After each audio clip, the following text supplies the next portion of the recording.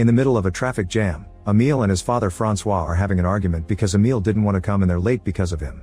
Eventually Emile gets tired of his father scolding and leaves the car, so Francois goes after him.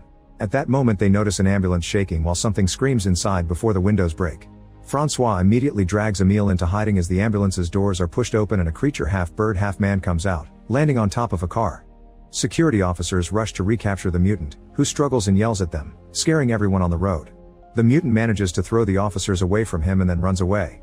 Sometime later, Emile and Francois arrive at the hospital to see the doctor who is treating Emile's mother Lana, who is also mutating into an animal.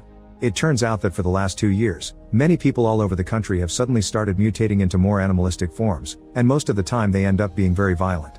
Authorities are trying their best to catch them all and keep them in specialized institutions, where the mutants are kept calm with sedatives while they're studied, hoping to find a cure. Most people are scared of the mutants and want them to be locked up. Emile doesn't want to see his mother because he's become wary of her since she accidentally scratched his face, but Francois insists she's still family. The doctor explains a new and more advanced reception center has opened in the south and Lana should be transferred there, which Francois quickly accepts.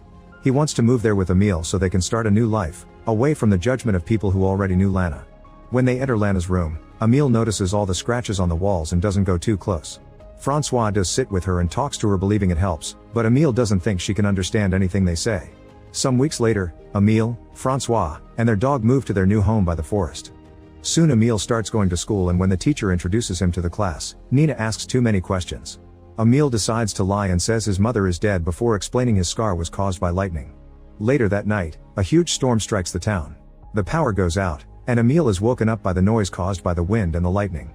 He goes to check the window and is startled by a creature looking into the house, but as soon as Francois brings back the power, the creature is gone. The next day, they receive an emergency call and rush to the local lake.